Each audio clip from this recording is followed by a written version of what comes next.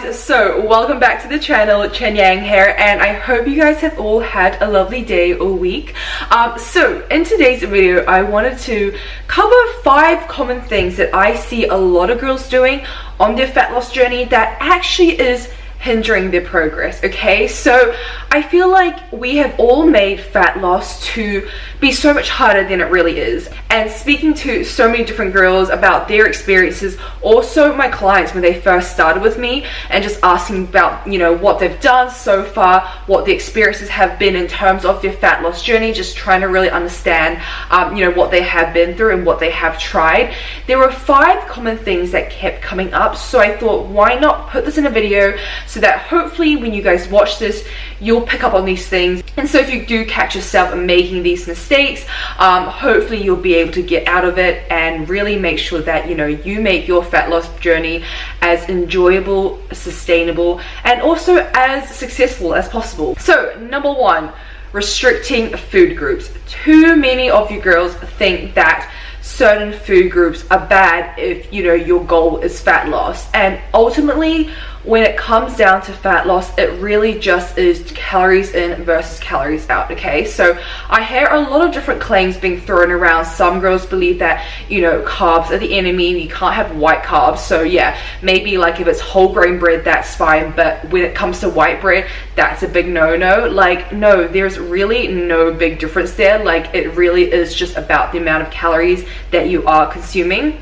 And then another thing with food group is fats. So I guess the word itself, fats, doesn't help. A lot of girls are like, oh, but if I have more fats in my diet, does that mean I'm going to gain fat? And no, intaking fat in your diet does not just mean you're going to store that as fat. Fats are actually so important in your diet, girls, especially for hormonal health. So please do not go about just cutting out fats. Like, you really do need them in your diet. And then another thing is also sugars. So many of you girls are scared of having cereals, anything slightly processed that's a bit high in sugar, because apparently, again, like, you know, there is this misconception that if you have sugar you're going to gain fat. And again, at the end of the day, girls, it is just about the amount of calories you are consuming.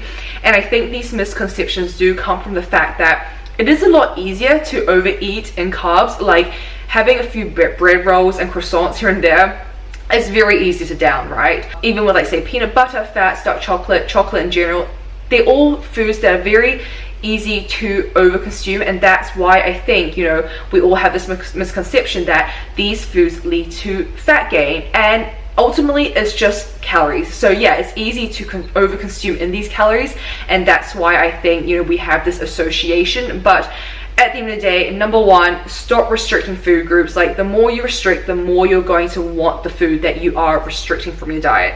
I know that most of you can probably relate when I say the more you say take something away from your diet, the more you say you can't have something, the more you want it. It's kind of like, you know, like relationships, like boys. The more you can't have him, the more you kind of want him. It's a whole, you know, the game where it's like, oh, play hard to get. But that's kind of like with food right now. Like, you're making your food hard to get. So stop restricting foods. Like, have that 80-20 balance. Understand that for you to sustain your fat loss journey and to actually sustain your goals and build a lifestyle, you need to be enjoying the food you're having. You need to be having, you know, foods that satisfy your cravings, okay? Because ultimately, can you see yourself sustaining a diet that's, I don't know, chicken breast and broccoli and white rice, just going with the typical kind of, you know, diet that everyone thinks of? But you know what I mean? Like, can you really think of you living your best life as you just removing all the foods that you really do love? Like, who can say that cookies make them sad, right? Like, cookies make us happy. And can you really say that you want to live a life where really delicious foods have been cut out because you are so focused on reaching this goal and you think that you have to restrict to actually reach those goals? So yeah, that is number 1. Stop restricting foods. Have that 80-20 balance, please. And number 2, sort of similar to number 1, which is sticking to only healthy foods. So another big thing that I hear on my consultation calls with girls is that they'll say, I eat so healthy, Chen Yang, like, I don't understand what I'm doing wrong. My diet is very clean. So again, it comes down to calories, okay? Just because a type of food is healthy in the fact that, you know, maybe it's less processed, it does not mean that it is low in calories. So for example, you know, if we were to look at snacks, most of you who are on a fat loss journey will probably be like, well, I'm gonna cut out cookies and crisps and I'll just have like a bag of nuts instead because that's healthy. Yes, nuts are packed with healthy fats and they are very good for you. And yeah, perhaps the crisps are more processed, they're not going to offer you as many, nutrients that you really do need. However, if you were to take a bag of crisps, they may just be, 80, 90 calories, okay, 100 calories. If you were to take a bag of nuts, that could easily be over like 150 calories because nuts are pretty much fats, and for fats, 1 gram of fat is 9 calories, okay? So it really just comes down again to the amount of calories you're consuming. It's the quantity of the food, not the quality. And in saying this, I am not saying and I'm not suggesting for you to then go, okay, well, if it's just calories in versus calories out, I'm just gonna have McDonald's as long as I'm in a calorie deficit.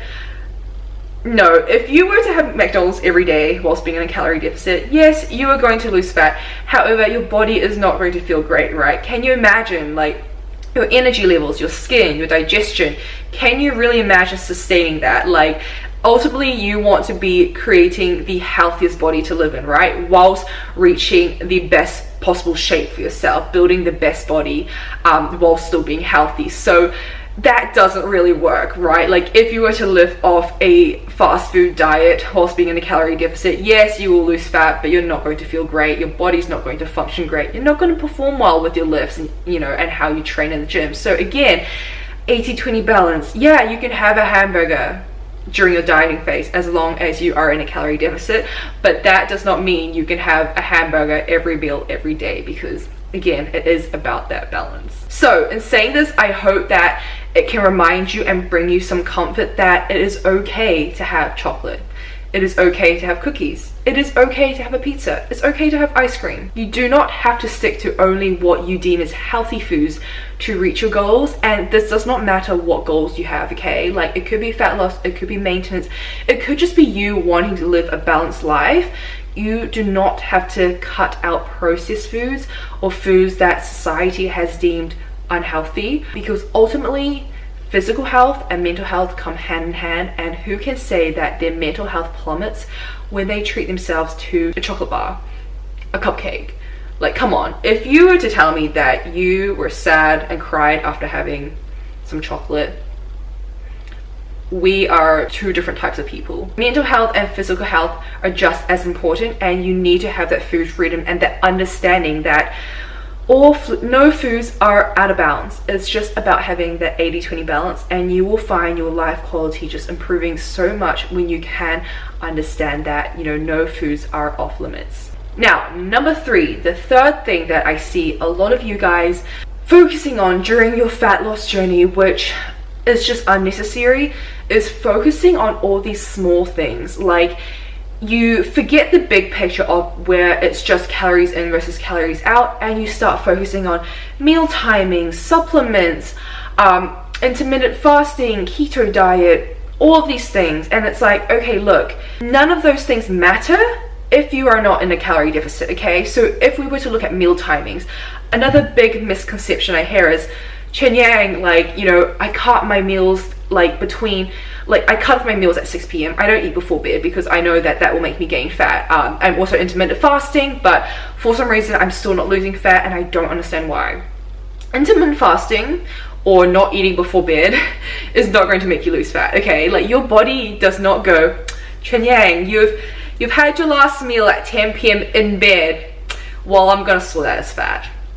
Like, no, your body does not know that, okay? It ultimately just comes down to calories in versus calories out. So if you were to say eat all your calories in bed before you slept, but that one meal had you in a calorie deficit, you would still lose weight. And then same thing if you were to have, say, your breakfast or your first meal at 7 a.m.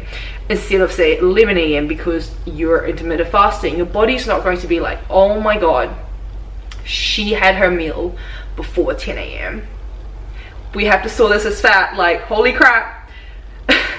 make some fat cells. Like, no, it does not work like that. The only reason why a lot of people do say that intermittent fasting helps them with fat loss is because it cuts your eating window shorter, and so you have the same amount of food but in a shorter period of time, which essentially makes you feel a lot more satisfied because you're not spreading out your meals through such a long period of time, and it can help you to feel fuller for longer. But that is it. Like, if you intermittent fast but you're eating way too many calories during that little period of time, you're still gonna gain fat, or you're just not gonna lose fat.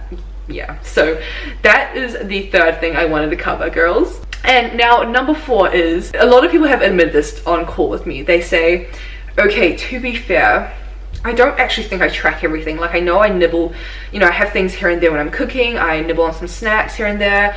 Yeah, actually, I don't think I track everything, and that is something else I think a lot of us kind of forget. So we track our main meals, but then when you're cooking your meal, a lot of people have the tendency to grab a snack pack or just a bag of nuts because it's healthy and just snack on it whilst you're cooking, or eat half your meal whilst you are cooking and you don't track it. And those little things do add up. Even like liquid calories, when people are like, oh, I have, you know, I go out for drinks in the weekend, but ultimately they're not really tracking it, and then they wonder why they're not losing fat. And a lot of the times, yeah, the food that you are tracking and the liquids that you are tracking puts you in a calorie deficit, but the foods that you aren't tracking and the small things you're having on a daily basis here and there, they add up, and that essentially pushes you over that calorie deficit. So essentially you're not really in a calorie deficit. Okay, so whenever you question yourself and you go, why am I not losing fat, it's because somewhere along the line of what you are doing has taken you out of your calorie deficit. Like, that really is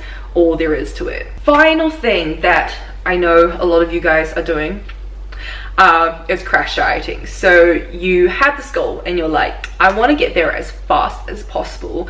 And I understand that because, you know, as humans, we are slightly impatient, and at the same time it's like, well, we want to be in the best shape of our lives, we want to have that confidence and all that, like, we just want it ASAP, right? However, you have to think about the long term. Okay, if you are crash dieting, you're most likely restricting a lot of different foods, you're most likely bringing down your calories way too quickly, and that's not just going to impact your energy levels, recovery, all of that, your performance at the gym. It's going to impact your health, especially for females, your hormonal health, but also your social life. Because one common thing I hear so many girls say to me is that their social life has been impacted now they're dieting, because they feel anxious around food. They feel like as soon as they go out for food, they're going to lose all their progress. They don't know how to eat like a normal human being when they're out with their friends. So whenever there's a social occasion that involves food, they get anxious and they typically say no or make an excuse not to turn up. And the reason for this is because, you know, you've been restricting so much, you're trying to lose X amount of fat in a very short amount of time, that you literally do not know how to have that balance where, you know, you can go out for food still and have your foods that you do enjoy, some fun foods here and there, because you're not in that mindset of being like, I'm creating this as a lifestyle change. Like, yes, I want to reach this goal, but I want to be able to sustain it. I want to be in the best shape of my life for my whole life, not just at this particular time because I crash dieted and then 1 month later I've, you know, rebounded and gained all the weight because I realized I could not sustain this lifestyle. So girls, please make sure it's a lifestyle change, okay? Like, you will reach the best body you've ever imagined for yourself if you can make it a lifestyle which incorporates social occasions. It incorporates enjoying meals out and understanding how to eat intuitively when you are out and not tracking or on a meal plan, because that is so important. Okay, that is how you are going to sustain it for life. Because if you think about yourself in 20 years time, do you really think the best quality of life for you being the most confident and happy self, is you just sticking on a meal plan 24/7, saying no to anything else that's outside of your meal plan, or tracking every gram of food you're having, because as soon as you don't track it, you don't know how to eat properly towards your goals? Like, I can guarantee you'll probably be like, no, that's not what I want. If that is what you want, I don't think, again, we're the same type of human beings, but you do you. But ultimately, I think most of us can agree that we just want to lead the best quality of life where we have that balance, right? We have that food freedom, we're confident in our own skin, in our own body, we feel happy and content, we know that we can go out and enjoy social occasions, special occasions with our family and our friends, and not have to think too much about food, like not have to think twice about the food we're eating, because we know how to listen to our bodies. So I hope that these 5 quick tips has been helpful for you. So if you are on a fat loss journey yourself and you are struggling, just make sure to take note of these. And if you do need any help, I'm always here just to make things easier for you. Like, honestly, the best thing you can do for yourself is to just do it correctly the first time, rather than having to crash diet, go through all these cycles, make those problems, struggle alone for a year or 2, and then be in the same exact position. Because I have seen this happen to way too many girls, where they're like, I can do this myself, and they try every different method that they've researched, but there is so much on the internet that is not correct as well. And then 3 years down the line, they give up and they're like, okay, maybe this isn't for me. And it upsets me, because ultimately you deserve to be living the best quality life possible today. Like, not in a month's time, not in 2 months time, but today, every day. You should be waking up feeling good in your body, you know, knowing that what you're doing is exactly correct towards your goals, and knowing that exactly what you're doing on a day-to-day basis is building you up for success. Like, that is ultimately what I hope every female wakes up to. If you feel that, you know, having a proper plan in place, that guidance, support, accountability, and just the confidence in knowing you're doing everything correctly without having to go through all the trial and error, I do have a few more spaces left in my one-to-one coaching program for this month, and then next month I will be increasing my prices. So if you are eager to get started, or you feel like this could benefit you, and you are sick of just making these mistakes and feeling like you're still stuck in the same position, or that progress is slow, flick me a DM over on Instagram. That's cz.fit with the words coaching, or any other words you would like to use. I think coaching is probably the easiest, girls. Don't miss me random stuff, and I will get back to you, and we can see if we're a good fit, if you're a good fit for my community as well, and my girls, and then we can get you started. So don't sleep on it, because look, you deserve to be waking up every day confident, comfortable with your body, happy, and just literally living your best life, enjoying all the foods you love whilst reaching your goals. So yeah, flick me a DM over on Instagram, and I really do hope that this video was helpful.